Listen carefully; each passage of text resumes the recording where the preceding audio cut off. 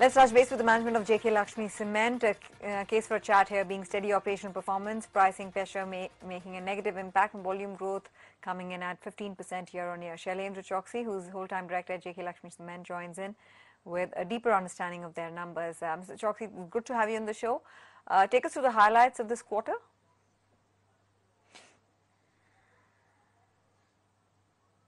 So the highlights of the third quarter has been a good volume growth of 15% in our production and sales both.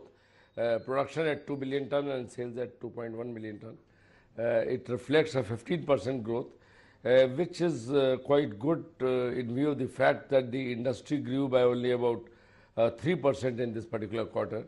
And the markets that we operate of north, west and east would have combined registered a growth of about 4 to 5%.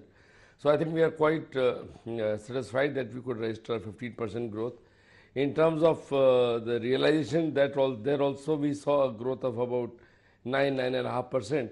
So cumulatively our turnover, our net sales at 837 crores reflect a growth of almost 25%. Unfortunately, these numbers don't get reflected in the EBITDA numbers, mainly because there has been a severe cost push in this particular quarter. So our EBITDA numbers are fairly close to the previous quarter, but compared to if we look at the corresponding quarter of the last year, there we have recorded a growth of about 11%. What is the reason behind a weak EBITDA? How has petcoke price rise impacted you? You see, there has been actually a double impact in this particular quarter. One has been, of course, almost a 35% jump in the petcoke price vis-a-vis the corresponding quarter last year, at about 7,800 rupees a ton delivered at our factory. But the bigger element this quarter has been the Supreme Court judgment which banned the usage of petcoke.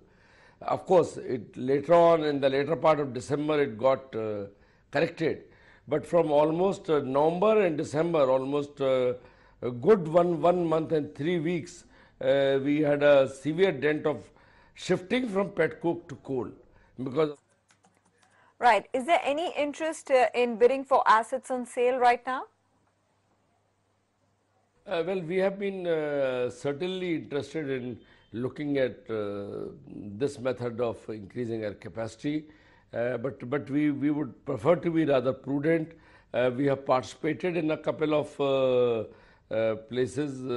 We have submitted our bids, but we find that we have been outbidded, by a considerable amount. So clearly, the valuation that we saw in those assets and the valuation that our other manufacturers who have been probably successful there. Right. So we leave it at that. Thanks very much for joining us for a quick analysis of your numbers. The stock was down 2%, weighed down by market sentiment.